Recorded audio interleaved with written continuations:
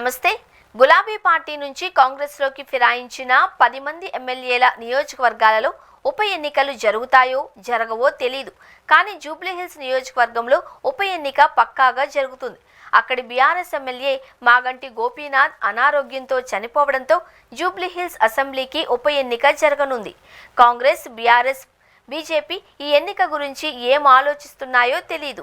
ఎలాంటి వ్యూహాలు పన్నుతున్నాయో తెలీదు. ఆ పార్టీలు ఇంకా రంగంలోకి దిగలేదు. అభ్యర్థుల విషయంలో ఇంకా నిర్ణయాలు తీసుకోలేదు. కానీ కొందరు నాయకులు అప్పుడే జూబ్లీహిల్స్లో పోటీ చేసేందుకు తహతహలాడుతున్నారు. అలాంటి వారిలో మొదటిగా బయటపడ్డాడు భారత క్రికెట్ టీం మాజీ కెప్టెన్ మహమ్మద్ అజారుద్దీన్. క్రికెట్ నుంచి విరమించాక కాంగ్రెస్ పార్టీలో చేరిన సంగతి తెలిసిందే కదా. 2009లో యూపీలోని మౌరాదాబాద్ నుంచి ఎంపీగా గెలిచారు. 2014లో రాజస్థాన్లోని టోంగ్ సవాయి మాధోపూర్ నుంచి ఎంపీగా పోటీ చేసి ఓడిపోయారు.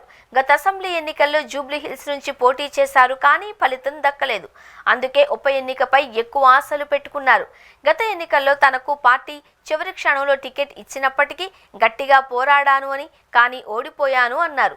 గత ఎన్నికల్లో ఓడిపోయాను కాబట్టి ఆ సానుభూతితో ఉప ఎన్నికల్లో తనకే టికెట్ ఇస్తారు అని ధీమాగా ఉన్నారు అజారుద్దీన్.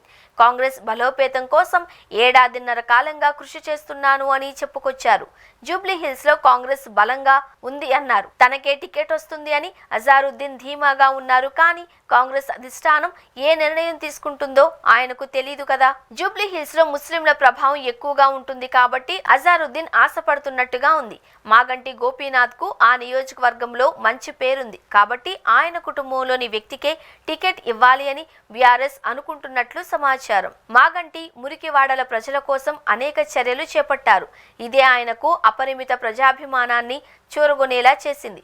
జూబ్లీహిల్స్ నియోజకవర్గం పరిధిలోని కృష్ణానగర్, కమాన్, నందినగర్ వంటివి కీలక ప్రాంతాలు.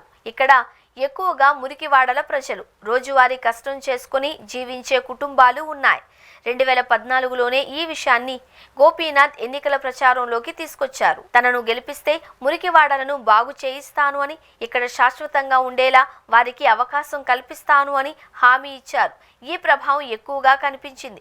అనుకున్నట్టుగానే మాగంటి ప్రయత్నం చేశారు. ఒకప్పుడు ఈ ప్రాంతాలలో ఉన్నవారిని వేరే చోటకు తరలించేందుకు మున్సిపల్ కార్పొరేషన్ ప్రయత్నం చేసింది. కానీ దీనిని మాగంటి అడ్డుకున్నారు.